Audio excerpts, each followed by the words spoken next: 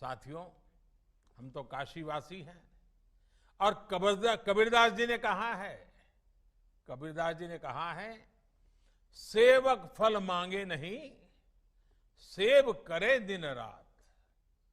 सेवा करने वाला सेवा का फल नहीं मांगता, दिन रात निस्वार्थ भाव से सेवा करता है। दूसरों की निस्वार्थ सेवा के हमारे यही संस्कार हैं जो इस मुश्किल समय में देशवासियों के काम आ रहे हैं।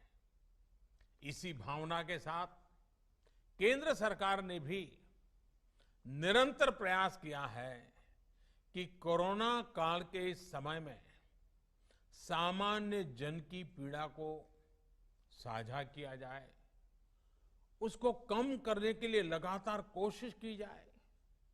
गरीब को राशन मिले, उसकी जेब में कुछ रुपये रहें, उसके पास रोजगार हो और वो अपने काम के लिए ऋण ले सके।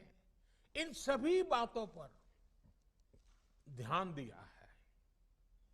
साथियों, आज भारत में 80 करोड़ से ज्यादा लोगों को, यह आंकड़ा बहुत बड़ा है, 80 करोड़ से ज्यादा लोगों को मुफ्त राशन दिया जा रहा है। इसका बहुत बड़ा लाभ बनारस के भी गरीबों को, श्रमिकों को हो रहा है। आप कल्पना कर सकते हैं कि भारत अमेरिका से भी 2 गुनी आबादी से, यानी अमेरिका की जो टोटल जनसंख्या है उससे डबल लोगों को एक पैसा लिए बिना उनका भरण पोषण कर रहा है। और अब तो इस योजना को नवंबर अंत तक, यानी दीपावली और छठ पूजा यानी 30 नवंबर तक इसको बढ़ा दिया गया है। हमारी कोशिश यही है कि किसी गरीब को त्योहारों के समय में खाने पीने की कमी ना हो।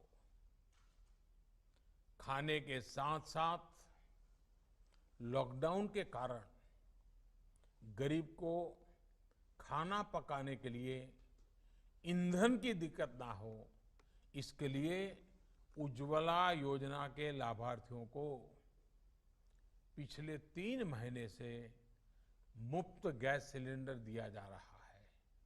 साथियों, गरीबों के जनधन खाते में हजारों करोड़ रुपए जमा कराना हो या फिर गरीबों के, श्रमिकों के रोजगार की चिंता, छोटे उद्योगों को, रेहड़ी ठेला लगाने वालों को आसान ऋण उपलब्ध कराना हो या खेती, पशुपालन, मछली पालन और दूसरे कामों के लिए ऐतिहासिक फैसले,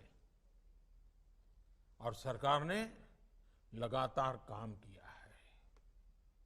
कुछ दिन पहले ही 20,000 करोड़ रुपए की मत्स्य संपदा योजना को भी मंजूरी दी गई है।